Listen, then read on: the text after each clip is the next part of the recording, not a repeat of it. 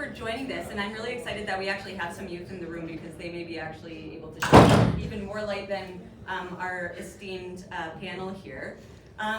So I'm Gillian White. I'm a new board member with the Escarpment Corridor Alliance, and as the board member closest in age to you,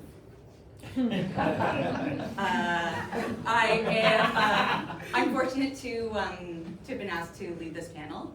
My background is in youth sport as well as positive youth development, so I am really connected to this as sort of a part of what the ECA is hoping to do in the coming years. I'm also very happy to introduce these exceptional leaders in youth programming. We only have an hour, but find them at lunch and networking and coffee and all of that to find out so much more than you're going to hear here, which is just really the tip of the iceberg. So we've got Bruce Zigman. So Bruce is the owner of Summit Social House, which some of you probably know if you ride a bike, get that bike tuned or fixed.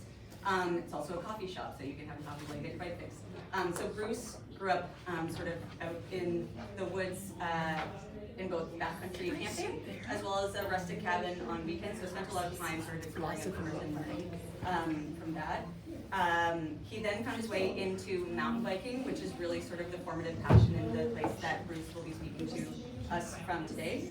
He owns and operates Summit Social House, and the side project that he's really going to be speaking to us about is supporting local youth cyclists through the Collingwood Collective. So that's a non-profit race team for local youth, as well as a community program called Kids on Bikes, which I'm going to be a 39-year-old on bikes, I think, next year.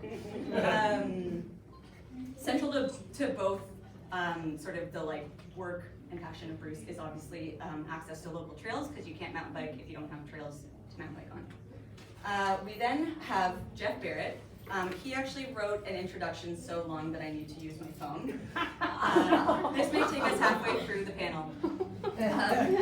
So for those of you who know Jeff, he has spent lots and lots of time. I'll skip every other word. So Jeff is the founder of Wilde Schools Canada. He spent lots and lots of time in lots of other places around the world, from Antarctica all the way to the Arctic. He has some really incredible videos of the wildlife there, so spent a lot of time in different places in nature. I'm fully outloading now. He does have 2 masters, which again, if you know him, pretty impressive. Pretty impressive. One is in landscape architecture, and the other is a master's of planning and development, both from the University of Guelph. Go Griffins! He brings both an academic grounding and practical vision to his work at the Wilde Schools. For those of you who don't know, the Wilde School channels this depth of global experience into advancing permacognitive education. He's going to tell us more about what that means, and we might even get to hear from some youth in the back if they feel like speaking later. There's campuses from Blue Mountain to Yukon and Gatineau, and his work fosters not only resilient communities, but also the next generation of our environmental leaders. And then that brings me to Jackie Pye. Jackie's followed her passion for connecting with people and nature and found her path winding through the intersection of wilderness experiences, biological conservation, and mental wellness. If you ever look at her resume, it's like 7 pages long of all sorts of different experiences in both sort of forest school type related things, as well as director of camp, one of which was my camp, Camp Bob Mayo. So you know she's credible. All right. So really, I do have set questions. I'm hoping to get through all of them, but I think if we find ourselves in some really interesting topics and hearing from some really great nuggets from the panelists, we might go a little bit off script. Where I'm really wanting to land for this room, as well as for the ECA, is understanding how to engage youth meaningfully in a way that meets them where they are and is really sort of authentic and representative of the things that they're interested in, the things that they are doing day to day. Because while the demographic here is not necessarily youth, obviously there's an interest in leaving something for the youth, and they are the ones who will be the beneficiaries and or the ones that have to sort of live with what we've left them.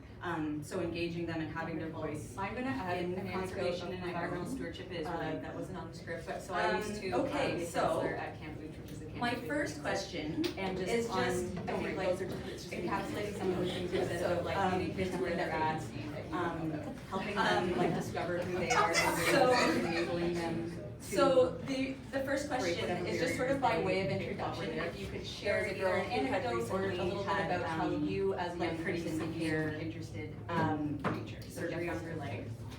And so she had a lot of pain in her leg. Thank you and for I will being here. definitely I had a there's very a big swing. quintessential So childhood you that have a harness, you get I pulled feel all the way has back, been lost now. and then it drops you. So it's sort of like the thing at Wonderland, it's like you get pulled up like 100 feet. And she was probably like 12. You could tell she really wanted to do I it, grew up in but she was Toronto really and I worried roamed about around the pain, parks and she and just the didn't think it ravines. would be possible And for I was her. very fortunate to be able to So ski one of the on counselors, this mighty and mountain the counselors there are roll amazing, behind they us. find any way to make And, every kid's dream possible. it was They a free-form wrapped her education legs of people. in a blanket and had some cushioning between, unfortunately, I think that and those then days are secured behind it us, so that and I think that's one of there the wouldn't be any crises rattling, it would be nice we're and sort of facing. cozy. But my And most she formative went was a to the top, 30-day canoe trip, and that and was they really, dropped her, that was and where everybody started singing A Part of Our World from The Little Mermaid. Oh, And I had to go into the woods and cry. But it was just like when you talk about camp magic and like being out there and kids really discovering who they are and really like the sort of artificial limits that they may have placed on themselves and sort of like coming out the other side, so knowing what is possible for them is like truly in just the 80s, and I think that my experiences, I grew up so near a lake. the next question is really about like how do you engage youth to begin with? So how do you reach youth and bring them into your program? What's sort of your approach to, I don't want to call it recruitment because that sounds essential for our years where that's not the word I want to use. So let's say like outreach. nature was like super formative.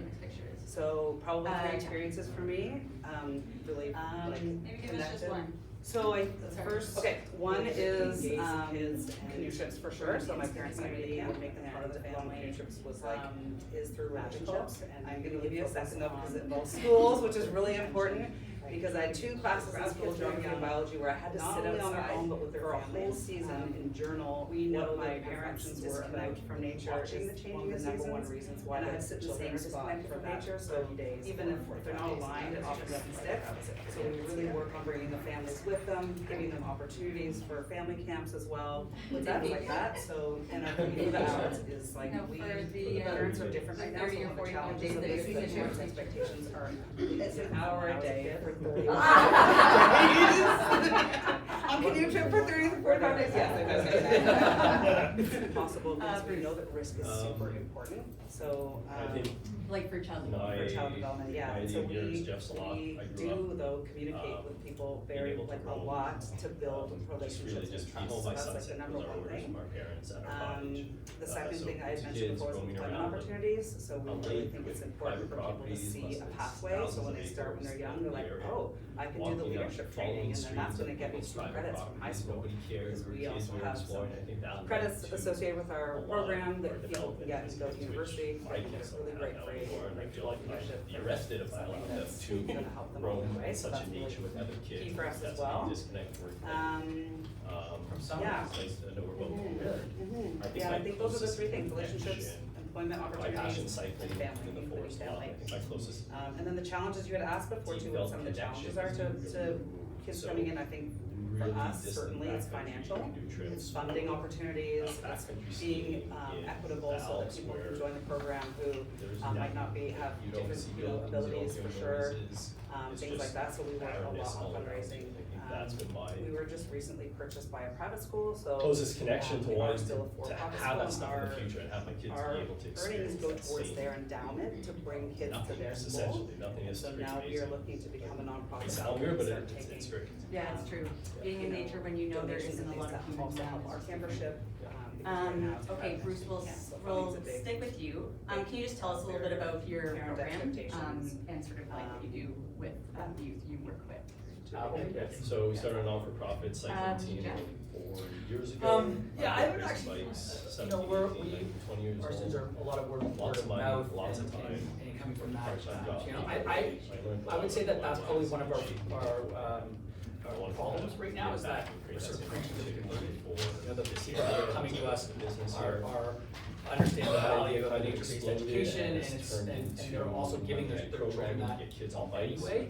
What we need to do better is preaching to the people that, you know, aren't getting that experience, aren't getting that exposure, and really need The it. hop-on program is getting. We do have a bursary, we have Never biked right now, before, about 12% on a bike, of the population is on bursaries, and that would be transportation, great if we could get just to like 40. in Canada. I just gone got out and launched found now some this students fall in the community by that I thought other were great people in the incredible. community, so I just volunteered with And that. that would That was one of really my add to projects. the experience, but This kind of. you know, a kids program on like this bikes, needs to be able to getting people in nature and you using know, trails. kind be of available to more, and lots also of be available to this people that area. wouldn't normally So just think trying to that. go with And that. right now, I think that one of our name doesn't necessarily do a service, because a lot of people look at it like, oh, they're outside. Yeah, so, we Right, set and their out children, to I think design all a children, school. in my experience, any child that's come to that program loves it.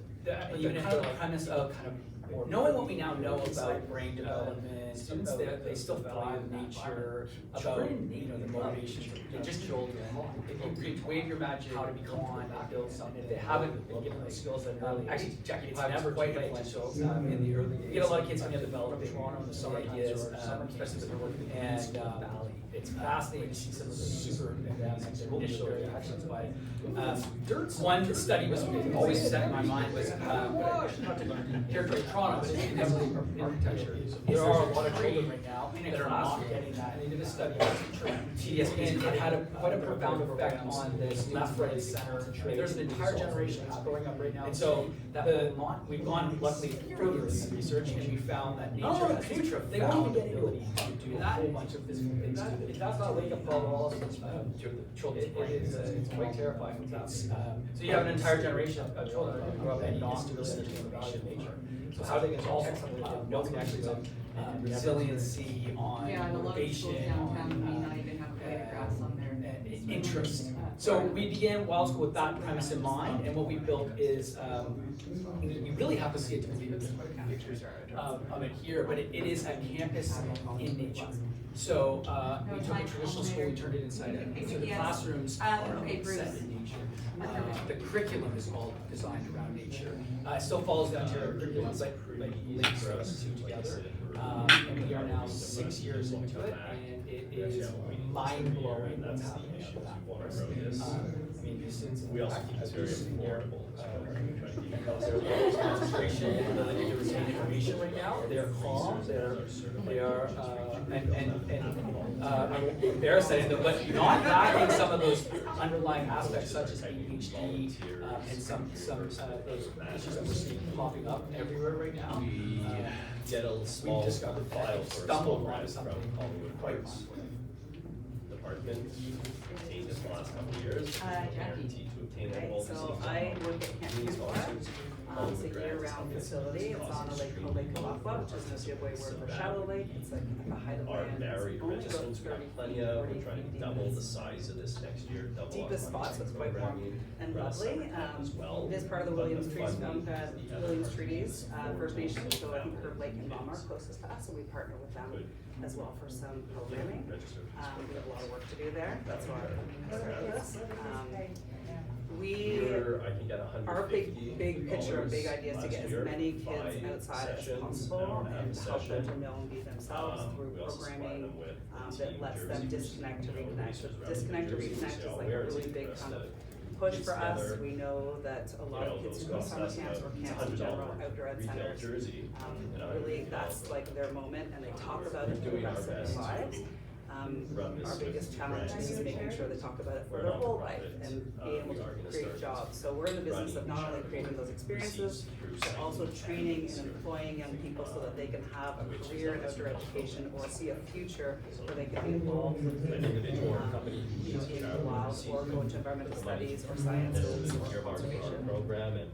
We have a summer camp that has about 1,000 kids that go through. as We we provide what we like to say is the best of in-camp it programming. occurred to me the similarities similarities between sort of nature and biking for kids. Locally, In the like through the freedom and Highlands agency Waterway Park, that, all the way and that to, like kids inherently kind of want about bikes is definitely one that like on the Quebec side. I as well as ride with Manitoba. my friends. And then we have it year round at the riding, restaurant, I so feel like we I'm are open from. And it's so much fun. winter, spring, and fall. Okay, so last question, and then we can get into sort of like if there's any comments, questions, et cetera, from the audience. So the last question is really One of my questions, around, but I think something that you were touched on that I think Alliance is really interesting is both a and land trust and a local conservation charity. it doesn't really It scream sounds like youth engagement. an aim of not just engaging So, youth when they're youth, From but your for perspectives their, and your sort of like, expertise in engaging youth and your understanding of the area and really what the Carbon Corridor I mean, Alliance this is. is so typical. You like go to what our summer mission camp, is. you have a summer Do camp job, and then your you parents have say, any "You need a advice real for job." us And so we about know that, and we how know that we those could camp or skills should that be people have in an engaging? immersive environment are so transferable. In fact, they're probably ideal Jackie. for anybody working in the environment, handling stress, all those yes. things. So, But I we mean, I also also know that a lot of camp personal anecdote, I feel like when I did my master's in growth, and I had all the tools to get other jobs, so during that time, we provide training, we pay for all of our trip training, biosphere, escarpment, staff certifications, it's not accessible, but a certain percent, there's nothing there, like I just couldn't get any response, and I feel like that would be very different today. But just like making it, I guess, accessible and not having as an adult a lot of jargon in my 50s now, and people are still creating imposter syndrome with youth. Do you know what I mean? Where they can't possibly be involved. So we just want to like make that okay. We want to make sure that making it accessible. I think would be really Changing our name is your maybe, advice? or maybe making an arm of your. That's Yeah, so like- one of the and things then, that we joke being about present, like brand awareness, Wilde and it's is like with very the directors is businessy, that but, we're trying to making sure that reverse people engineer know the you are problems so- that you we're still are facing in middle ECA, age. like partner with every And school. so going back in to time make and it trying that you are to present solve some of so those much problems that they we're can facing feel now like later it's on in life. comfortable, they can engage. And what we really got upon is this And then idea the of other two ideas I teaching had to the were whole to offer, person or the whole student. like really cool programs like end to end. A influence from Jackie, but the idea of the physical, mental, emotional connectivity or or something spirit. like that, where they're doing And, learning. by having the students have a deep sense of themselves and of understanding of who they are as individuals and becoming whole Offer credit, you can then give them they're credit gonna be through more in a that. position to be able to stand with confidence and resiliency. I mean, I heard partner a lot, which is sort of, I think, It's hard to care about the environment when you're worrying about problems that may not be. Bruce, what advice do you have for the EC for engaging? I think trying to get the certain environment, artists would get the unit as a tough battle. You need to find something passionate about. To me, on site tours that they like, right now, I may not realize, but that's my passion. For the cause, protecting our in their 40s plus, or over the next 10, 20 years, protection of our escarpment passion is, whether we need that natural route, anything with parts of X, which is downside. Once they're not going to get them in there on their screen talking sport, as long as it is connected to nature, some of those people will find out well kids love whatever it is, as long as it outdoors in the future. I never thought I'd be here speaking, I never thought I'd be at a conference like this. I never had a conscious, so the youth panel should be passion to protect today. I've always respected my environment, but I never thought I'd have a conscious action to protect or do what I'm doing today and hopefully more in the future. But I see that if people, in my mind, I don't do that to push my hobbies, peers, the things I truly enjoy in life will not be available. So I think for kids, it's hard. You need to find something they're passionate about, and then you'll have leaders in your career positions. And naturally, yeah, Well, it's like a lifestyle, for kids and the natural spaces are part of that. Yeah, it's a tough battle to go up against governments and fight for what you want, but it's easier if being educated and love what you're doing. And I think that's the way that like just to evolve and find a way to generational level, getting dirty, raising outside, work that way is space. Yeah, I think it also makes it more tangible when it's not like this like. Yeah, I think I'm echoing what Jackie's saying, it's like about something strategic in partnerships, your it's life that understanding, that you that want, there that are people depends that and are relies on frontlines nature, and then you working connect day in, with day out with. So much of it, work at biking, there's so many things out there.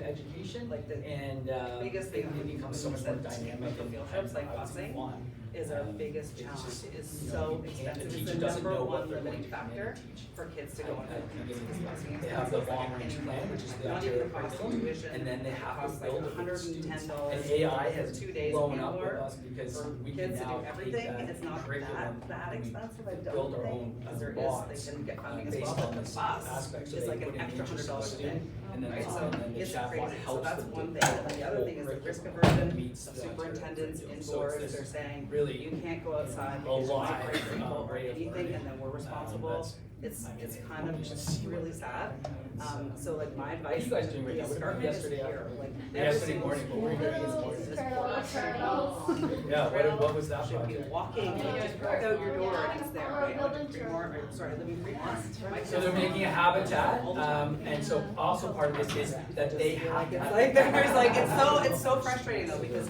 these ideas are so great and so important, but the, Wild, it's, so you they're know, learning about the it's environment, and then they're going out and it's. It also reminds me of another field trip I did in grade 5 where we went to Devil's Glen Provincial Park, and I remember that being one of my favorite, I think because we had powdered white donuts, but also. Yes, and your parents could drive you. Yeah, exactly. Question? It's not really a question, but it's more of a comment on what you said about schools limiting field trips. I've done some public speaking both at West Hill, Lions Head, I think Wyerton is the school, and it's suffocating when you want to talk about nature and wildlife outside, and they don't even let you leave the property because they're so scared of liability. They're scared of someone trips. They're scared of anything really, and it's because of the liability, and it really stifles what you can do with the students. So it's interesting that there's a whole educational program that you guys have, like that Jeff has, and summer camps have, and that Mount Mike's have, where you get kids outside and you can kind of get over that. Whereas in the school system, it's very hard to get kids outside. It's hard to force them outside because of the rigidity there. And then it rains and then they're not allowed outside. Oh yeah, no, that's dangerous. It's crazy. I mean, actually, like, I think that is the biggest problem right now. And if it thunders, they run inside. Is our school system has created this disconnect completely. I mean, they're still building factory schools. You saw what they did in Meaford. I mean, it's like one building with a few doors, and the ability to get in and out is so difficult. The mobilization, demobilization. So teachers don't want to go outside because as soon as they go outside with a glad kid, you know, Johnny's up a tree, Billy's just booked it across the schoolyard, and it's just like, yeah, let's never do that again. It isn't ingrained in the fabric from an infrastructure perspective, from a programming perspective, a curriculum perspective. It needs to be something that you do regular, but I think that is where change should begin. It's not necessarily these big, not necessarily a big monumental trip, although that is where like it really does, you know, the big change happens, but it's the daily. Absolutely. You know, it's we had a teacher yesterday come talk to us, and she's an incredible outdoor educator, absolute legend, and she had this whole event planned for this week is Take Me Outside Week. It's ironic that we have to now have organizations that their mission is to take children outside, but you know, and she canceled it because it was raining. And you're like, Oh no. but like, it's rain. They're not made of sugar. If we need a cultural shift that starts making children comfortable being outside, they just teach them how to dress. Wool. Wear wool. And I'm gonna go Laura first because I saw Laura's hand up, and also fitting because I feel like on the West Coast, you do just go out in the rain. It's like, oh, it's raining? Yeah, well, because you're on the West Coast, it's always raining. So you go and you live in the rain and you wear your Arc'teryx. Laura. I mean, you're really singing to the choir here. Like, you know, I think we all agree in this room that every kid should be learning outside every single day at school, and they also need those immersive experiences. How do we scale this so that every kid can have those experiences? And I wanted to ask what role you think the province has in that, and what role they play, and then also how can we get them on board? The province being the provincial government. Yes, the provincial government. So I think that the rise of urban parks and having provincial bodies in those parks is interesting because I think the urban is where a lot of the issues are. Rural kids get, I mean, if you grew up on a farm, you're outside a lot. So BC Parks, for instance, like getting more involved with the urban youth and providing the the place, the actual parks, and then that integration. It can't be this big thing where the superintendent has to rent a bus and, you know, sign the liability forms, and it has to be, but then I think that from a landscape design perspective, there's so many interesting things from a human development perspective. Like if there was an outdoor space right here, studies would show that you'd be more inclined to go to that space, even if that space was better but over there.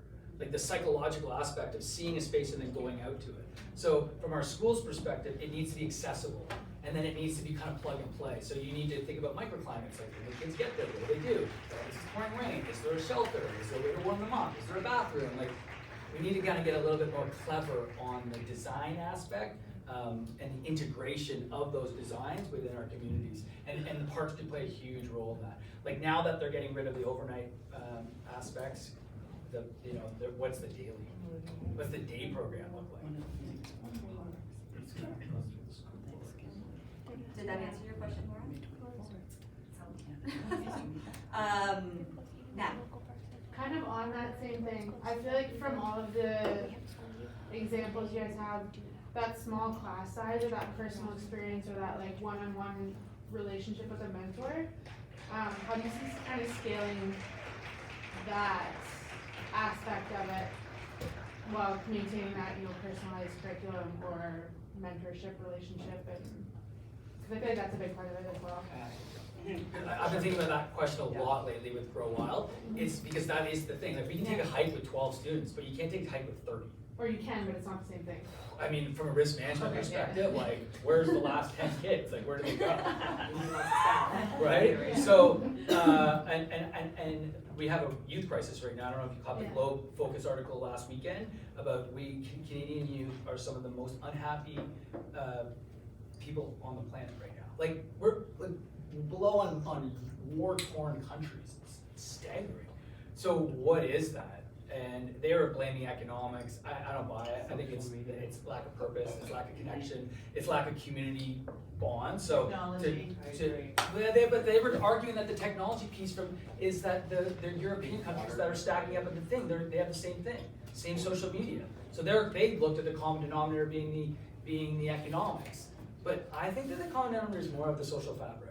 So to your question, I think that we need more volunteers going out with the school groups, being the tail gunner. You know, a group wants to go for a hike, that there's someone that's around, parents getting involved more. There's a lot of people that would love to go for a hike with a bunch of school kids. You know, we've got all these gardens, community gardens that we need people helping teach. Sorry, can we hear what one of our students add to that? I was gonna add on to that. What I find is it's not just in school where we learn. I find that Wilde School has helped me outside of school, and that goes into fishing in my class. Dreads makes me talk about fishing every 2 seconds. But basically, through that, Wilde School has helped me meet new people and leads to after school. And in the real world, I've met a lot more people and shared similar experiences from Wilde School, teaching me those other things that you normally wouldn't have learned in other schools. Thank you. Any other comments from the students that are here? How do you feel like we captured, like, what do you want? What? More turtles? Yeah, more turtles. Yeah, more turtles. So like, what excites you the most? Sorry, go ahead. Yeah, we're trying to ask we want to know the speakers for the water thing. Oh, turtle question. Because of the turtles. Yeah, Okay, we'll find that out for you. Is it, so when you like have a project, or when, like, what excites you the most when you're at Wilde School? Turtles? Is it like building, is it helping the turtle, or is it just because it's a turtle? Explain what we're doing Yeah. for the turtles. More elaborate on the turtle pond. We involve it in our curriculum quite a lot. So we like learn about articles about turtles and water quality and turtles. So every month we have something called a thematic, and the thematic is basically the theme for that month, and the students get to choose it, and ours is circles and cycles, so we're inheriting a lot about circles and stuff, and learning math about circles, but within that, we're also putting it in outdoor education, stuff that we like, and just like how they said, we're making ponds and putting turtles into it, so right now we're digging these smaller ponds, and then next year we're gonna basically make a bigger pond, and then they're researching, and then they'll research about the other stuff, and then we'll find a way to maybe get turtles in there. Really, We are so pro So it's turtle. like no umbrella. There's a turtle expert in that. Okay, So they thank- wanna go find. Yeah. Thank you guys for coming. It's wonderful to, was there another? No, she's Yeah, I was just gonna say that I think that your biggest, well, any challenge is an opportunity. Where the biggest opportunity I think is really with adults. Like, I think this, you're talking about, back when I was in school and we got to do all this stuff. We did really cool things, but there were a lot of teachers that were, interested in doing that. And I think there's a lot of apathy today. You go in, you do your 6 hours or whatever of teaching, and you don't want to have to do anything that's outside of what your normal curriculum is. And I think it's also, most important starts with parents and how you, we're talking about how to engage them. It really is the parent. Like, I've been skiing up here forever, and there isn't one single day that it can be freezing cold or snow or raining or whatever. We're out on the ski hill, but my kids aren't out there. We're all out there, and to Jackie's point, it is involving the family and the community in which you're operating in. That's the only way that the work that you guys are doing is going to be successful, is if you get, adult volunteers that come in and do that kind of work. And until that happens, whether it's the government or whatever, I think you're always going to be knocking up against, the work that the ECA is trying to do, and you guys are generally doing. I think what you're doing is fabulous, and it needs to get more out there. I've heard of the Wilde School, but I didn't know as much as I now know, and it's really interesting listening to these guys. And just how sort of engaged they are just through the work that they're doing, and seeing those photos of the kids on school, on bikes, and the work that you're doing, Jackie, at the camps and things like that. I think more information like that needs to get out so that people know what their kids are missing. Yeah, FOMO is powerful. Yeah, the volunteerism is an issue. So I think this has been great. I'm so happy that you joined me, and this has been a wonderful discussion. Thank you all for joining. I'm definitely walking away with a lot of ideas. You might hear from me again. You will hear from me again. The idea of strategic partnerships, the idea of bringing the escarpment to youth that are already engaged in things, and reminding the educators, the parents, the families in the area that this is here. So the ECA sort of create events, create a forum, create something to bring the people who are already interested, already up here, and just make a space for them to get involved in out there. Rain or shine. Rain or shine. Rain or shine, that's gonna be the motto. All right, well, thank you so much for joining the panel. And we're feeling great about it. So thank you so much for joining this, and I'm really excited that we actually have some youth in the room, because they may be actually able to shed even more light than our esteemed panel here. So I'm Gillian White. I'm a new board member with the Escarpment Corridor Alliance. And as the board member closest in age to you,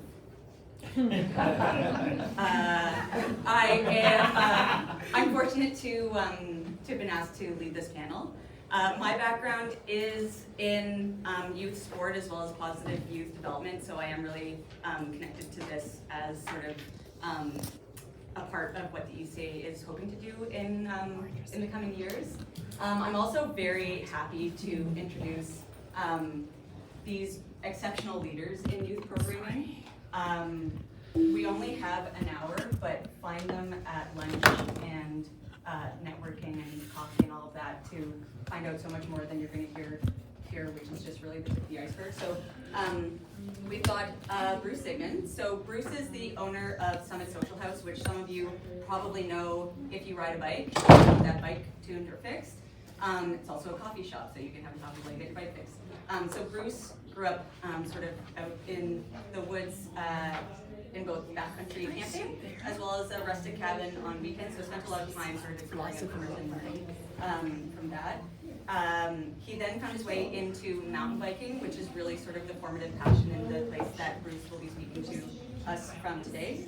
He owns and operates Summit Social House, and the side project that he's really going to be speaking to us about is supporting local youth cyclists through the Collingwood Collective. So that's a non-profit race team for local youth, as well as a community program called Kids on Bikes, which I'm going to be a 39-year-old on bikes, I think, next year.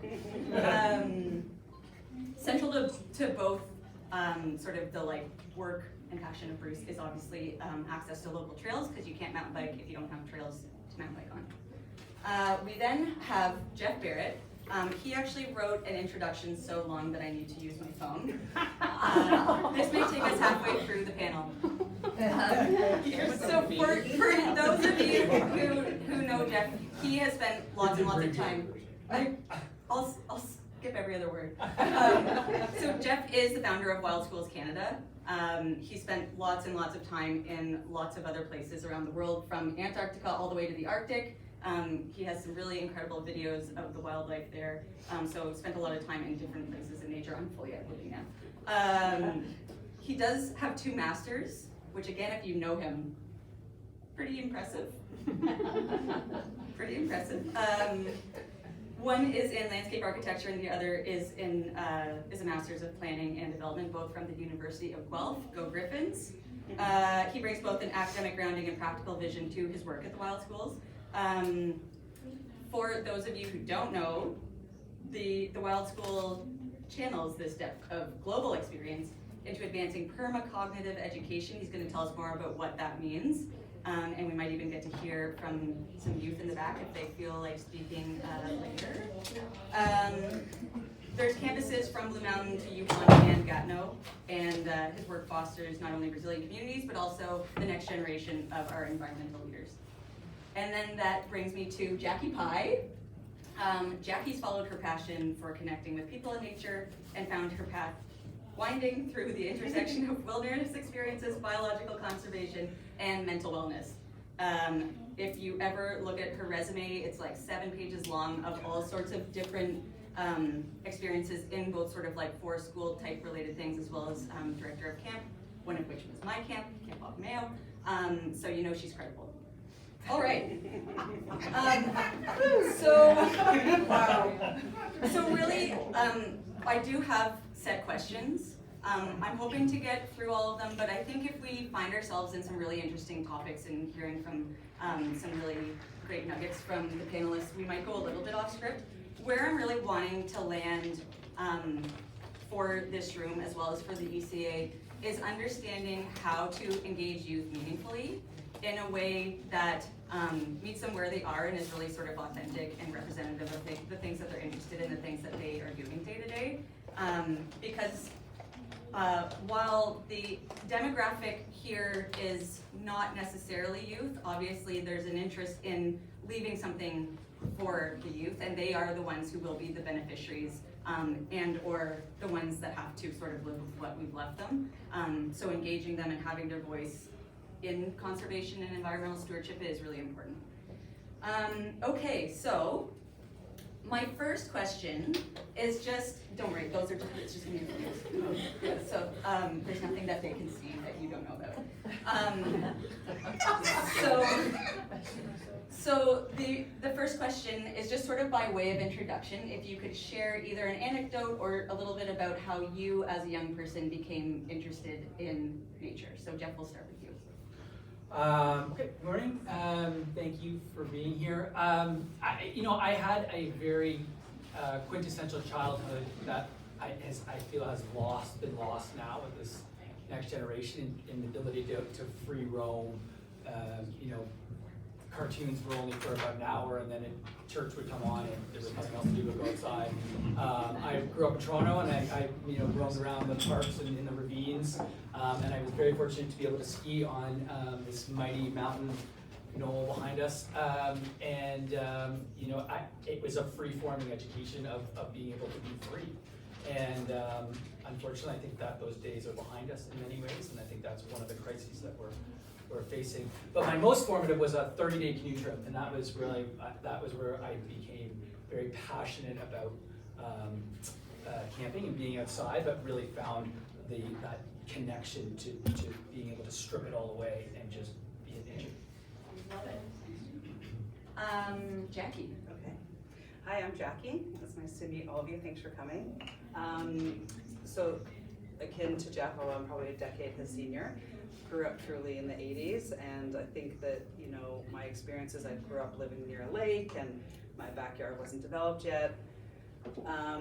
If any of you know of David Sobel, he's like a philosopher around education. You should look in his book, Beyond Ecophobia, and it's like quintessential for our years where learning in your backyard and being really close to local nature was like super formative. So probably 3 experiences for me, really like Maybe give us just one. Sorry. Okay, one is canoe trips for sure. So my parents sent me to camp, and lone canoe trips was like magical. I'm gonna give you a second though because it involves schools, which is really important because I had 2 classes in school, geography and biology, where I had to sit outside for a whole season and journal what my reflections were about watching the changing of seasons. And I had to sit in the same spot for that 30 days or 45 days. And that was just like, that was it for me. I could see everything in front of me, so. Great. What's that? Did they feed you? For the hour? No, for For the 30 days. the 30 or 45 days that you have to sit and watch nature. It's an hour a day for 30 days. On canoe trip for 30 to 45 days, yes, I bet. Bruce. I think my idea mirrors Jeff's a lot. I grew up being able to roam, just be home by sunset was our orders from our parents at our cottage. So groups of kids roaming around a lake with private properties, must have been thousands of acres, the area, walking up, following streams up people's private properties. Nobody cared, we were kids, we were exploring. I think that led to a lot of our development as kids, which my kids don't have now anymore, and I feel like I'd be arrested if I allowed them to roam in such a nature with other kids, and I think that's a big disconnect we're getting. So it's nice to know we're both on board. I think my closest connection, my passion's cycling, I'm in the forest a lot, but I think my closest deep felt connection is being really removed. So really distant backcountry canoe trips or backcountry skiing in the Alps where there's nothing. Like you don't see buildings, you don't hear noises, it's just barrenness all around you. And I think that's been my closest connection to wanting to have that stuff in the future and have my kids be able to experience that same nothingness, essentially. Nothingness is pretty amazing. Like, it might sound weird, but it's great. Yeah, it's true. Yeah. Being in nature when you know there isn't a lot of humans around is just different. Yeah. Okay, Bruce, we'll stick with you. Can you just tell us a little bit about your program and sort of like what you do with the youth you work with?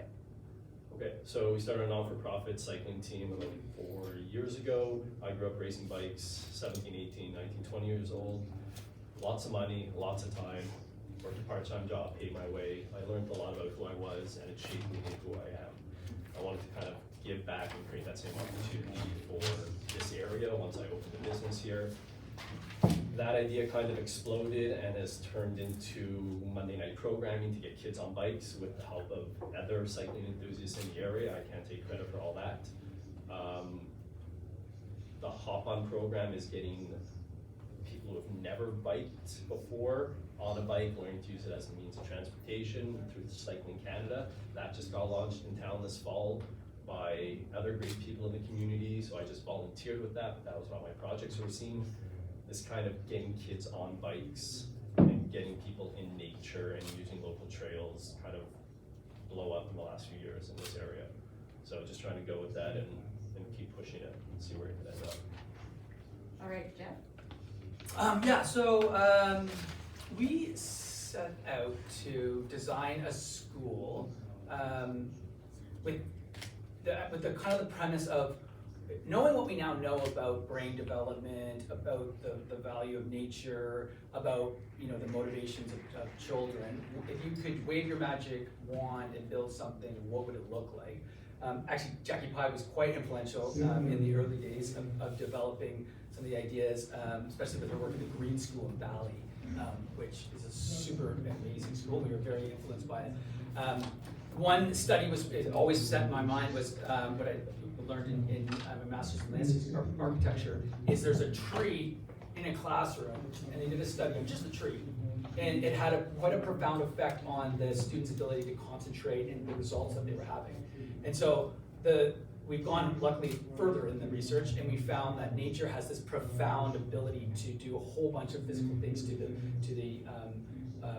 children's brains. It's calming them. It's putting them in a state of more of a readiness to receive information and learn. There's also lots of other studies on resiliency, on motivation, on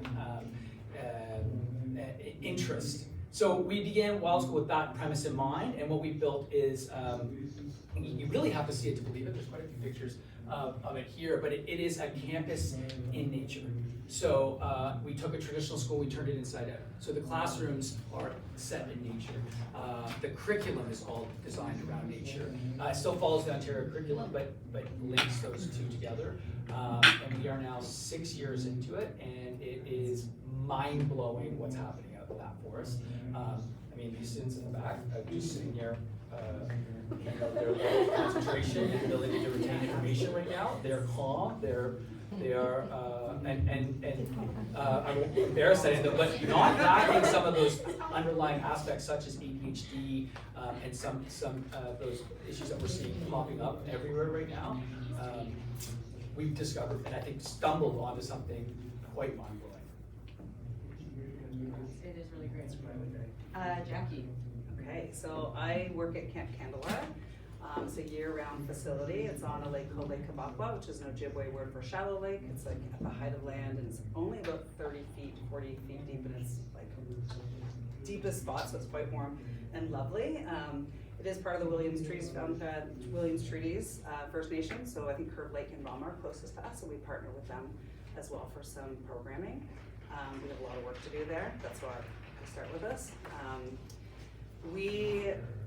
Our big picture and big idea is to get as many kids outside as possible and to help them to know and be themselves through programming that lets them disconnect to reconnect. Disconnect to reconnect is like a really big kind of push for us. We know that a lot of kids who go to summer camps or camps in general, outdoor ed centers, really that's like their moment, and they talk about it for the rest of their lives. Our biggest challenge is making sure they talk about it for their whole life and being able to create jobs. So we're in the business of not only creating those experiences, but also training and employing young people so that they can have a career in outdoor education or see a future where they can be involved with youth, in the wild, or go into environmental studies or sciences or conservation. We have a summer camp that has about 1,000 kids that go through. We provide what we like to say is the best of in-camp programming and canoe tripping. We send kids locally through the Algonquin Highlands Waterway Park all the way to James Bay, the Mushkegowuk region. It's a Cree region on the Quebec side, as well as Manitoba. And then we have a year-round outdoor ed center, so we are open from winter, spring, and fall, and we see about 4,000 kids who go through there, whether it's school groups or teacher groups or the like. So that's pretty much what we do. Great. This isn't one of my questions, but I think something that you've all touched on that I think is really interesting and didn't occur to me before is you have, it sounds like, an aim of not just engaging youth when they're youth, but for their lifetimes. Can you talk a little bit about that? You can start? Yeah, for sure. I mean, this is so typical. You go to summer camp, you have a summer camp job, and then your parents say, when are you getting a real job? And so we know that, and we know that those camp skills that people have in an immersive environment are so transferable. In fact, they're probably ideal for anybody working in any environment, handling stress, all those things. But we also know that a lot of camps don't train or don't, the people leave and that they're broke and they don't have the tools to get other jobs. So we provide training, we pay for all of our tripper training, all of our staff certifications, things like that. We put a certain percentage back to our kids so that they have salary. And we have lots of jobs year round, and we just want to make sure that I guess my perspective as an adult who's, I'm in my 50s now, and people are still asking me are you still going to summer camp? I'm like, it's my job. So we just wanna like make that okay. You know, we wanna make sure that people have opportunities and that that's okay to be working in the environment. Great, yeah. Yeah, so one of the things that we joke about at Wilde is, with the directors, is that we're trying to reverse engineer the problems that we're facing in middle age. And so going back in time and trying to solve some of those problems that we're facing now later on in life. And what we've really glommed upon is this idea of teaching to the whole person or the whole student. Again, of a influence from Jackie, but the idea of the physical, mental, emotional, and connectivity or spirit. And you know, by having the students have a deep sense of themselves and their understanding of who they are as individuals and becoming whole people, then they're going to be more in a position to be able to stand with confidence and resiliency and make better decisions in the environment for themselves. It's hard to care about the environment when you're, you know, worrying about problems that may not be that big. I think trying to get someone to purely care for the environment or stay attached to it is a tough battle. You need to find something they're truly passionate about. So me, I'm a cyclist. I love biking, I love mountain biking. There's many reasons, but that's my passion. I rely on our nature corridors to pursue my passion. So whatever your passion is, whether it be anything which is done outside, once someone's addicted to that pastime, hobby, sport, as long as it is connected to nature, some of those people will develop a passion to protect that green space in the future. I never thought I'd be here speaking. I never thought I'd be at a conference like this. I never had a conscious passion to protect. I've always respected my environment, but I never thought I'd have a conscious action to protect or do what I'm doing today and hopefully more in the future. But I see that if people don't do that and I don't do that, my hobbies will disappear. The things I truly enjoy in life will not be available anymore. So I think for kids, find something they're passionate about, and then you'll have leaders in your community to protect the environment. It's a byproduct of play. Yeah. Yeah, well, it's like a lifestyle, and the natural spaces are part of that. Yeah, it's a tough battle to go up against governments and fight for what you want, but it's easier if you love what you're doing. Yeah. And I think that's the way to get the kids involved and have the next generation of people raising money and fighting for the space. Yeah, I think it also makes it more tangible when it's not like this like esoteric nature, but it's like something in your life that you do, that you want, that depends and relies on nature, and then connecting those two things. And there's so much of it. Forget biking, there's so many things out there that everybody finds something that they love. Yeah, lots of inroads. I remember being in a philosophy course and the professor described, I think he was talking about religion, but it applies to a lot of things in life as a wagon wheel, that there's a lot of different spokes that go to the axle, and depending on where you are on the wheel, you can kind of just find the spoke that's closest to you that is the sort of like easiest way to the middle. So I feel like that's sort of similar to what you're saying. Start with where they are and then pathways. So with that, is there something that you would consider sort of like, I'm rewording one of our questions, your sort of like special sauce, that's sort of like the essence of your programming that is really critical for the success of really engaging youth effectively? Let me see who's next photo.